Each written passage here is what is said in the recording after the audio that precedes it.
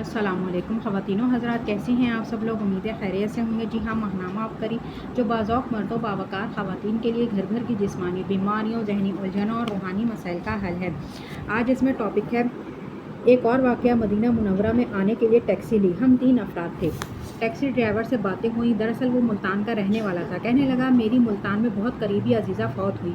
मुझे मदीने से मुल्तान आना था। मैंने अपना खजूरों का काम बहुत बड़ा कारोबार था वो अपने मुलाजिम को दिया और ताकीद की कि इसका ख्याल रखना। पुराना मुलाजिम था। मैं मुल्तान आया तो यहाँ की मसरूफियत में चंद माह ठहर गया। फ़ोन पर बात होती रहती थी। वो हर वक्त हर चीज़ दुरुस्त बताता। कारोबार बहुत अच्छा है। मैं मुतमईन रहा। कई माह बाद जब मदीना पहुँचा तो इससे कारोबार का हिसाब लिया तो पता चला कि इसने मुझे लाखों रियाल का मकरूज़ कर दिया। अब मैं परेशान कि कारोबार कहाँ गया और रुपया पैसा कहाँ गया।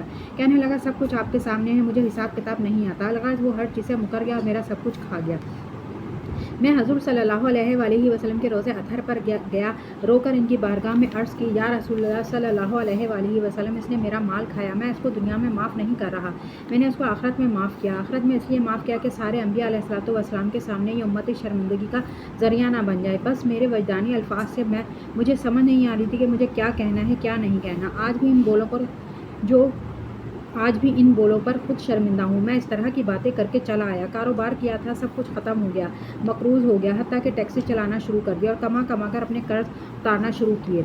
कुछ ही अरसे के बाद वही मुलाजिम मुझे इसी दुकान का मालिक बनकर बैठा था। मुझे सारी समझ आ गई, लेकिन मैंने मामला अल्लाह पर छोड़ा था और इसके हबीब सल्लल्लाहु अलैहि वसल्लम को गवाह बना चुका था। फिर मैंने आंखों से मंजर देखा कि जब ये दुकान पर आ जाता तो इसका अरबी कफ़ील इसके घर, जहाँ इसकी बीवी अकेली होती, वहाँ चला जाता। फिर ये नहीं बल्कि कुछ ही अरसे के बाद इसके सारे कारोबार पर वो कफ़ील काबिज़ हो गया। फिर झाड़ू पर आ गया, हत्ता कि झाड़ू से भी इनको दुकान से फारिग कर दिया। आज दर बदर मजदूरी करता है। घर भी गया, इज़्ज़त भी गई, गैरत भी गई, दुकान भी गई, कारोबार भी ख़त्म।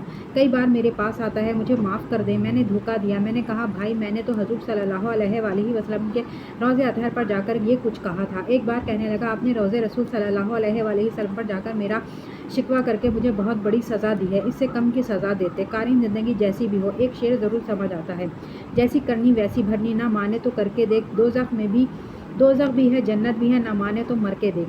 बस हमेशा अल्लाह से एक लफ्ज़ मांगे और इस लफ्ज़ को अपने दिल की गहराइयों से में लिख लें। मैं भी और आप भी। या अल्लाह, बग़ैर आज़माइश और इम्तिहान के हिदायत दे और मग़फ़िरत फरमा और मेरे गुनाहों की वजह से मेरी नस्लों से इंतकाम ना ले। मेरी नस्लों को अपने गुस्से, इंतकाम और मकाफ़ात से बचा। तो ख़वातीनो हज़रात, आज के लिए इतना ही। मिलते हैं अगली वीडियो में।